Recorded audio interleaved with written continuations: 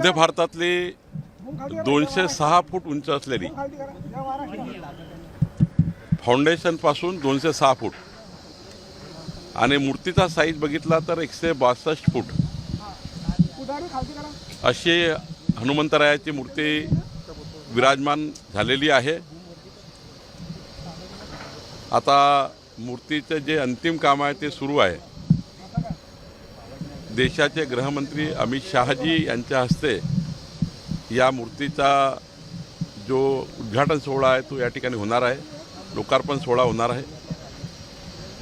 आणि ही मूर्ती ज्या व्यक्तीने बनवलेली आहे श्री माटुराम ते या ठिकाणी आहेत। त्यामुळे माटुरामजी आपल्याला संपूर्ण याबद्दलची माहिती येतील। यावर आता 7Dचं या ठिकाणी आम्ही हनुमान चालिसाच्या माध्यमातून प्रोजेक्शन करतो आहे। प्रोजेक्शनमध्ये हनुमान चालिसा दिसेल आणि मूर्ती वेगवेगळ्या रूपात दिसेल असं प्रोजेक्शन आम्ही या ठिकाणी करतो आहे। मूर्तीच्या खालच्या भागाला जो एक मोठी गुफा आहे त्या गुफेमध्ये हनुमानजीचे संपूर्ण 17-18 जे अत्यंत महत्त्वाचे त्या ठिकाणी क्षण आहे त्या क्षणाचंही प्रेझेंटेशन या ठिकाणी करण्यात येणार आहे। एकंदरीत आमचा हा विचार होता की मध्य भारतामध्ये हनुमानजीची उंच मूर्ती भाविकांना आशीर्वाद देण्याकरता या ठिकाणी असावी। ती मूर्ती आता पूर्णत्वास जाते आहे। मी राज्याचे मुख्यमंत्री देवेंद्र फडणवीसजी, माननीय नितीन गडकरीजी, एकनाथ शिंदेजी, सुनेत्रा पवारजी या सर्वांनी आणि खास करून माननीय देवेंद्रजीचा हा संकल्प होता की या ठिकाणी एक धर्मकार्य संस्कार कार्य झालं पाहिजे। तर हे काम आता आम्ही पूर्ण करतो आहे। मला वाटतं की जून महिन्यामध्ये याचं उद्घाटन होईल। बावनकुळे साहेब, खरं तर पूर्व विदर्भामध्ये अनेक पर्यटन स्थळं, मात्र अशा पद्धतीचं धार्मिक स्थळ आणि थोडा युनिक कन्सेप्ट नव्हता तो या निमित्तानं जे नागपुरात किंवा विदर्भात पर्यटक येतात त्यांच्यासाठी भरून निघणार आहे। या ठिकाणी आई महालक्ष्मी जगदंबेचं 700 वर्ष पुरातन अनादिकालापासून आई महालक्ष्मीचं संस्थान आहे।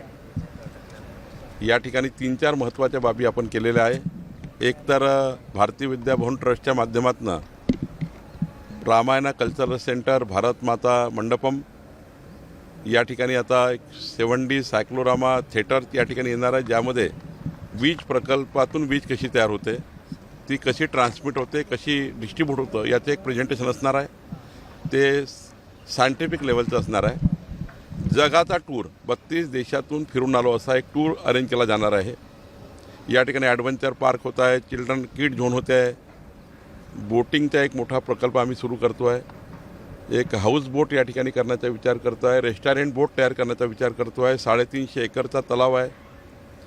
एवढंच नाही, ते एक स्किल युनिव्हर्सिटी 500 मुलांना residential school university, skill university म्हणजे मुलांना जगातलं सर्वात चांगलं प्रशिक्षण देणे, ॲडव्हान्स प्रशिक्षण देणे आणि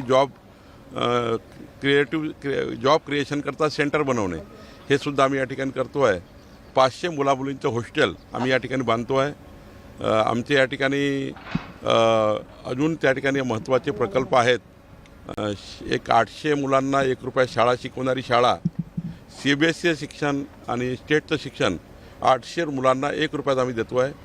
असे अनेक प्रकल्प आपण बघितलं असेल। आता राज्यस्तरीय कबड्डी स्पर्धा झाली, असे स्पोर्ट असतील, हेल्थ असेल, आरोग्य असेल, शिक्षण असेल, स्किल युनिव्हर्सिटी असेल।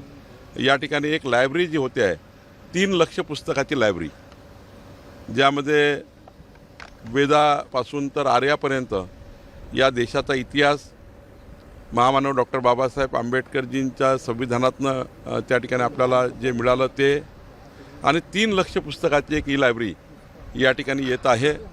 त्याचं काम NBT नॅशनल बुक डेपो करत आहे। त्यामुळे इकडे लायब्ररीच्या माध्यमातून एज्युकेशन, स्किल युनिव्हर्सिटीच्या माध्यमातून स्किल, हेल्थच्या माध्यमातून मोठ्या प्रमाणावर या ठिकाणी कॅम्प आणि एज्युकेशनच्या माध्यमातून आम्ही 800 मुलांना शाळा आणि पुढच्या काळामध्ये एक अनाथालय आणि वृद्धाश्रम या ठिकाणी व्हावं ही योजना आमची आहे। सर, एकूणच पंतप्रधान नरेंद्र मोदीजींनी जे आव्हान केलं त्यानंतर आता राज ठाकरे असो, बाळासाहेब थोरात असो, यांच्याकडे टीका केली जाते की भारताची अर्थव्यवस्था जी आहे ती ढासळलेली आहे. राज ठाकरे यांनी मोदीजींना पत्रसुद्धा लिहिलं आहे. बाळासाहेब थोरात आणि जे कोणी टीका करतात त्यांना माझा सवाल आहे की महात्मा गांधीजींनी स्वदेशीचा नारा दिला होता. स्वदेशीचा नारा पुढे नेणे काही चूक असेल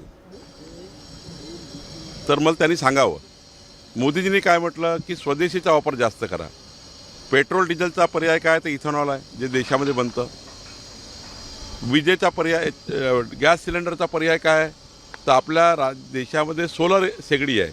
सोलरवर 12 तास वीज देणारी इलेक्ट्रिकल शेगडीमध्ये स्वयंपाक तयार होऊ शकतो. गॅस सिलेंडर 50% कमी करता येतं. या ठिकाणी सोनं चांदी विदेशातनं आयात करण्याऐवजी आपल्या देशातलं सोनं चांदीच त्या ठिकाणी आपल्या फिरलं पाहिजे. विदेशात पैसे देऊन काय उपयोग आहे. स्वदेशीचा नारा हा अनादी कालापासून आपल्या पूर्वजांनी दिला आणि आता माननीय मोदीजींनी दिला आणि महात्मा गांधीजींनी हाच नारा दिला होता. तर महात्मा गांधीवर टीका करतील का बाळासाहेब थोरात आणि विरोधक. शेवटी मोदीजींनी सांगितलं तेच महात्मा गांधीजींनी म्हटलं होतं, तेच त्या ठिकाणी आपल्या पूर्वजांनी सांगितलं आहे. मला असं वाटतं याच्यामध्ये हे राजकारण करू नये. जनतेला पुन्हा काउन्सिलिंग केलं पाहिजे. हां ठीक आहे, काही आम्ही आमच्या वाहनात कटोती केली पाहिजे का तर आम्ही कटोती करू. जर वाटलं तर आम्ही कटोती करू. काही लोकांच्या टीका होता की मंत्र्यांनी आपल्या गाड्या कमी केल्या पाहिजे. आम्ही त्याच्या ठिकाणी काही असं नाही की आम्ही करणार नाही. तर त्या ठिकाणी नुसतं विरोधासाठी विरोध करू नका. मोदीचा सल्ला किंवा मोदींची सूचना किंवा जे काही निवेदन त्यांनी केलं आहे किंवा त्यांनी आवाहन केलं आहे त्या आव्हानाला पॉझिटिव्ह घ्या.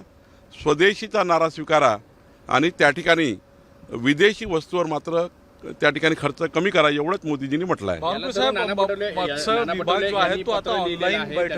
अनावश्यक शासकीय दौऱ्यानं होणारा खर्च कमी करा, चार्टर किंवा प्लेन हे वापरण्यावर कमी करा. तो कोण वापरत आहे. एखाद वेळी अर्जंट असेल तरच वापरत आहे कोणी. खूप तातडीचं आहे. आपण बघा माझ्या वर्षभराच्या याच्यामध्ये तर मी 4-5दा आणि जेव्हा अर्जंट तेव्हाच गेलो. आमचे मंत्री जात नाही फार. मान्य मुख्यमंत्री उपमुख्यमंत्री तेवढा त्यांचा इतका बिझी, राज्याचा मुख्यमंत्री फारच बिझी असतात. त्यामुळं त्यांचा तुम्ही सवाल सोडला तर राज्याचा कुठले मंत्री फ्लाईट वापरतात. खूप कमी वापरतात. वरिष्ठ मंत्री आहात, भाजपच्या मंत्र्यांना सल्ला देणार का की त्यांनी आपला ऑलरेडी मुख्यमंत्र्यांनी सल्ला दिला आहे सर्वांना. ऑलरेडी सर्व मुख्यमंत्र्यांनी स्पेशल फ्लाईट वापरण्याकरता त्यांची मंजुरी घ्यावं लागतं. मुख्यमंत्र्याच्या मंजुरीशिवाय तुम्हाला स्पेशल फ्लाईट वापरता येत नाही. तुम्ही महसूल खात्याच्या बैठका आता इथून पुढे ऑनलाईन किंवा जे महसूल खात्यात ऑफलाईन. माझ्या जास्तीत जास्त बैठका ऑनलाईनच असतात. मी कधी कलेक्टरला आपल्या ऑफिसला बोलवत नाही. मी कुठल्याही विभागीय आयुक्ताला माझ्या ऑफिसला बोलवत नाही. मॅक्झिमम बैठका ते कलेक्टर सोलापूरला होते, नागपूरला, यांनाही माहिती आहे. मी फार कमी कलेक्टरला बोलवतो. माझ्या त्या ठिकाणी प्रोटोकॉलमध्ये कलेक्टर येऊ नये आमच्या पहिल्या सूचना आहे. त्यामुळं आम्ही फार अधिकाऱ्यांना फार ट्रॅव्हल करायला लावत नाही. आम्ही ऑनलाईनच त्या ठिकाणी या बैठका करतो आणि तसं सोल्युशन काढतो. उद्योग क्षेत्रात अस्वस्थता आहे, यामुळे अशी विरोधक टीका करतात. विरोधकामध्ये अस्वस्थता आहे. ते रोज हारतायत, रोड पडतायत आणि पुढं त्यांना काही संधी दिसत नाही. 2047 पण त्यांची विकेट गेली आहे. त्यामुळं त्यांना आता वाटतं की हे विरोध केल्याने काही जमून जाईल. पण देशाची जनता मोदींचं आव्हान स्वीकारतं आणि पुढे जात आहे. आपने जो भ्रमण किया है इसका कार्य कब तक किया है? देखिए कुराड़ी महालक्ष्मी जी के मंदिर के पास 206 फीट का हनुमान जी का स्टैचू आप देख रहे हैं, मूर्ति, जिसमें उसका गदा जो है वो 74 फीट का है, 74 फीट का गदा. और वो गदा का डिज़ाइन अभी Guinness book of world record में जा रहा है. कि गदा कभी आज तक गिनीज बुक रिकॉर्ड में नहीं आया. मूर्ति आई है लेकिन गदा नहीं आया है. तो गदा 74 फीट का है और ये मूर्ति यहाँ होनी चाहिए, स्थापित होनी चाहिए. जनता की भावना थी, वो स्थापित की गई है. इसका अभी 7D प्रोजेक्शन हनुमान चालीसा चलेगा. नीचे में वहाँ पर जो गुफा है वो गुफा में हनुमान जी के जीवन के 17 से 18 जो इम्पोर्टेंट पार्ट्स है उनके जीवन के जो पार्ट्स है वो वहाँ प्रेजेंटेशन हम करेंगे. और एक मध्य भारत का एक अच्छा सांस्कृतिक धार्मिक केंद्र यहाँ होगा. यहाँ पे एक 3 लाख किताबों की लाइब्रेरी होगी. 500 बच्चे यहाँ रह सकेंगे, ऐसा स्किल यूनिवर्सिटी यहाँ बनेगी.